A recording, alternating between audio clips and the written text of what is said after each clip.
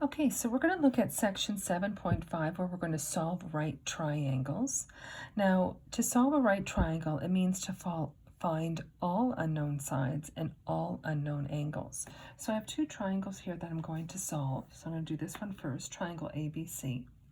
Now, where you begin is up to you, but what you do need to figure out is what your unknown angle is and what each of these unknown sides are. Okay, and it's not going to tell you which of the three trig ratios to use. You have to figure that out. So if you, once again, let's look at SOHCAHTOA. That's going to help us remember our trig ratios. So remember, sine is your opposite over your hypotenuse, cosine adjacent over hypotenuse, and tangent opposite over adjacent. Once again, when you take your calculator out, make sure that you're in degree mode. Okay, so I'm going to just find angle A first because we have to start somewhere. I'm going to start there. So this is my angle that's given to me. Angle A is opposite, right? So there's my opposite, the opposite side because it's across. The right angle is across, 32 is across the right angle, so I know that's my hypotenuse. So to find side A, I have, I'm looking for my opposite. I have my hypotenuse, so I'm going to use the sine ratio. So sine of 27 equals my opposite side over my hypotenuse. Okay, and again, we have a proportion. We're going to cross multiply, so sine 27, I'm going to multiply that by 32, and it equals my A value. Okay, so I'm going to do everything to one decimal place, and because I'm given the angle, I just hit the sine button, sine 27, I times that by 32, and I get approximately 14.5, and it's in centimeters. So that's my A side. Okay, now I'm going to find B. Now B, in relation to the angle, is my adjacent. Okay, so I'm going to do adjacent over hypotenuse. So adjacent over hypotenuse is cosine.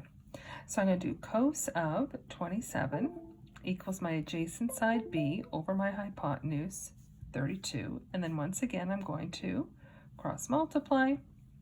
So this is cos of 27. I'm going to multiply that by 32 to get side B.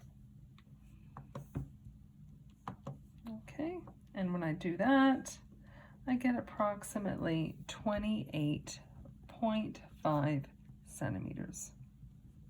Okay. So the next thing I have to do is find out what angle B is. Now, because I know this angle and this angle here is 90, I don't even need to know trigonometry to figure out angle B. If I know that all the angles in a triangle add to 180, all I need to do is take 180, subtract this 90, subtract this 27, and that's going to give me angle B. You could do a trig ratio, but it's not necessary. So angle B is 63 degrees. Okay, so it's been solved since everything's been found. All unknown sides, all unknown angles. Okay, there's more than one way to do this. There's several ways to do it. I just showed you one solution. Let's have a look at this one. Okay, again, you're going to find your unknown sides, y and t, and you're going to find your unknown angle, p. So once again, you're going to decide what you're going to start with. Again, this is my given angle. I'm going to label y, which is opposite. Okay, I know 28 is the adjacent. Okay, so, and then I also know across the right angle is the hypotenuse. Again, once again, which one you decide to find first is up to you. I'm going to find y first. Okay, so there's my angle. I'm given the adjacent, and I'm looking for the opposite, so I'm going to use tan. So I'm going to do tan of 42 degrees equals my opposite side y over my adjacent side 28. Once again, I'm going to cross multiply. Tan of 42 multiply that by 28 is my y. Once again, I'm going to do this to 1 decimal place. So tan 42 times it by 28, and I get 25.2 meters. Once again, I am not looking for an angle, so I don't use the shift button. Remember, you only use the shift button when you're looking for an angle. Okay, so I found y, now I'm going to find t. So once again, there's my angle. I was given the adjacent, and I'm looking for the hypotenuse. So adjacent and hypotenuse, I'm going to use cos.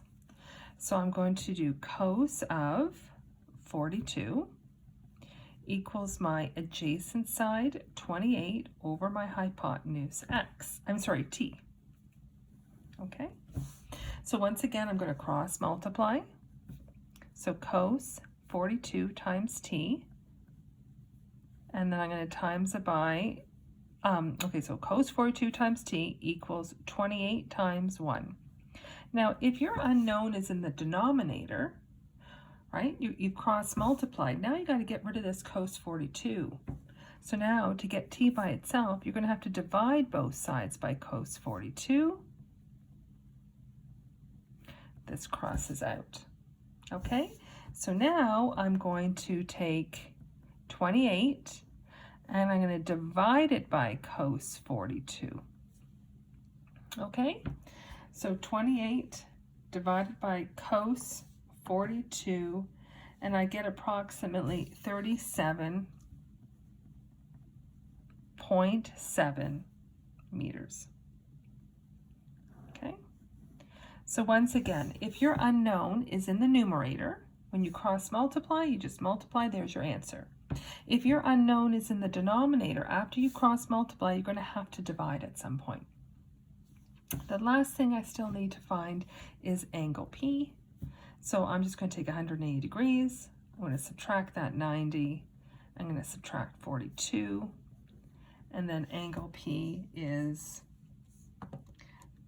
48 degrees. Okay, and I know I'm done because I found all unknown angles and all unknown side lengths.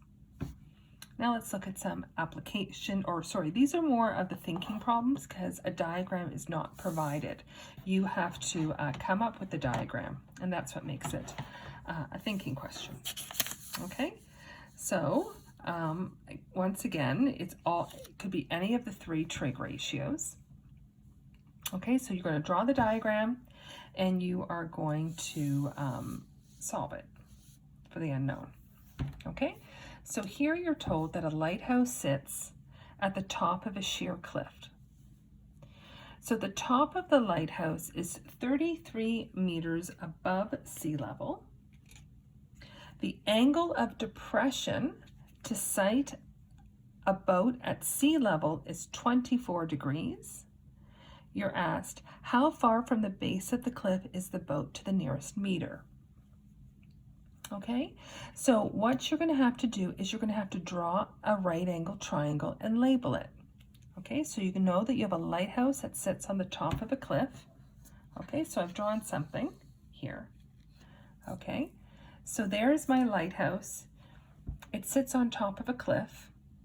Okay, and I know the lighthouse is 33 meters above sea level. Now you got to think back when we talked in section 7.3 where the angle of depression goes. I'm just going to move this a bit. There we go. Okay. And then you're asked, and so you know the angle of depression is 24 degrees. How far from the base of the cliff is the boat? So I know I'm going to have a right angle triangle. So I'm just going to draw my right angle triangle here for a moment, like that. Okay, something like that. And let's start labeling it. Okay, so I know a lighthouse, okay, we got this, it's 33 meters above sea level. So you gotta think about where you would label that on the triangle. It's 33 meters above sea level. So the 33 would go right here. This is 33 meters. Okay. Now the angle of depression, if you recall from section 7.3, is up here, right there. there is the angle of depression. It's 24 degrees. Remember, this is parallel. This line of sight here, the angle of depression, is parallel with this part right here. Okay? So from grade 9 with parallel lines, you did the Z pattern. So this 24 degrees is here, and it's also right here. Okay, so the angle of depression is here and here. How far from the base of the cliff is the boat? So where is the unknown? The unknown is how far this boat is from the cliff, like this. So there's your triangle right here. Now you got to figure out which of the three trig ratios you're going to use. Now this 33 is, here's the angle, and again, we can assume this is 90. This 24, go across here, that's your opposite. This X is your adjacent. So keeping in mind, we're going to use SOHCAHTOA. Opposite and adjacent, we're going to use tan. Okay, so I'm going to, of course, introduce my unknown. Let X represent how far the boat is from the cliff.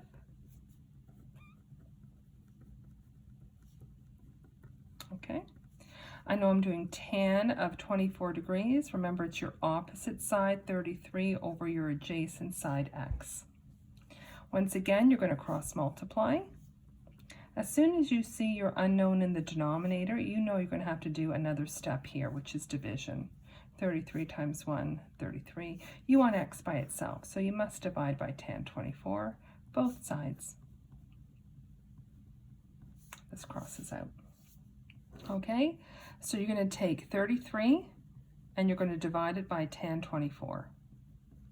Okay, so 33 divided by tan 24, and I get about 74 meters. Okay, and then of course I do my concluding statement. Therefore, the boat is 74 meters from the base of the cliff. I'm running out of space. Okay. Let's try one more.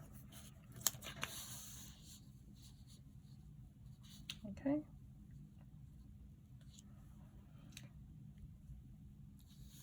So here you're told Zoe and Tony are looking up at their school from the playing field at the back of the school. You're told from Zoe's point of view, the top of the school is at an angle of elevation of 43 degrees. From Tony's point of view, which is closer to the school, it is 62 degrees. The school is 27 meters high. How far apart are Zoe and Tony? And we're going to round to the nearest tenth, so 1 decimal place. Okay, so I've drawn something here also. I haven't completed it, but there's my school. Just trying to get this a little bit in a better view. Okay, so there's my school. Okay, and I know that Zoe and Tony are looking at their school from the back of the school, so they're on the same side. Okay, so I know that from Zoe's point of view, so I'm going to put Zoe right here. I'm going to call her Z. Okay, and again, we can assume here that this is going to be a right angle triangle, right? Because we can assume that the school is at a right angle. Okay, so you're told from Zoe's point of view, the top of the school is at an angle of elevation of 43 degrees. So this here, 43 degrees. Remember, angles of elevation are on the bottom there. Okay, now Tony is closer to the school, so I'm going to put Tony right here. Okay, I'll put him right there. And the angle of elevation there is 62 degrees, like this. So this here is 62 degrees.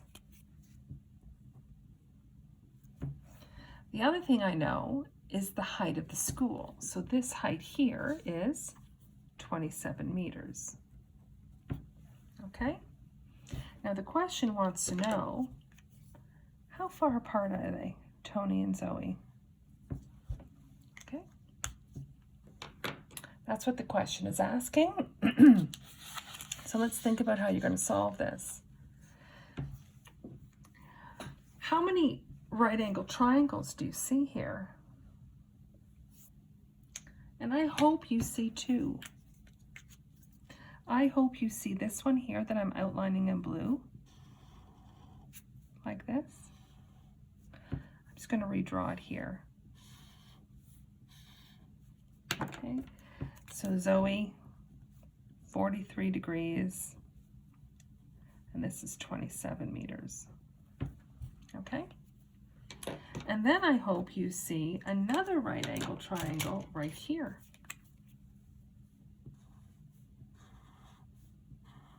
I'm going to outline that in green. Okay, again, this here is 27 meters. There's my right angle. This is Zoe, this is Tony, and this is 62 degrees. Okay, so we got to think about how we can figure out this distance right here between them.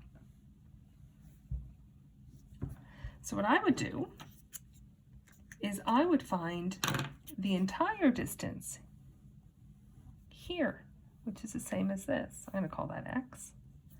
Okay, and then what I would find is this distance here, which is the same as this distance here. I'm going to call that y. And then once I got the larger one, x, and then the smaller one, y, I can just subtract them to figure out how far Zoe is and Tony are from each other. Okay, so that's how I'm going to do it. So I'm going to first find how far x is, so right here. So once again, I'm going to use my trig ratios. This is opposite, this is my adjacent, so I know I'm going to use tan. So tan of 43 equals my opposite side, 27, over my adjacent side, x. Okay, so now, once again, I have that ratio, and I'm going to cross multiply. So tan 43, I'm going to times it by x equals 27. Once again, because my unknown was in the denominator, I need to divide both sides by tan 43. So when I take 27, I just need to move this a bit. Oops, giving me a hard time.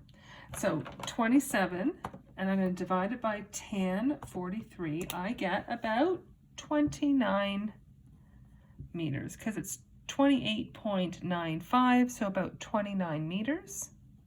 Okay, so that really is how far Zoe is from the school. Sorry about that.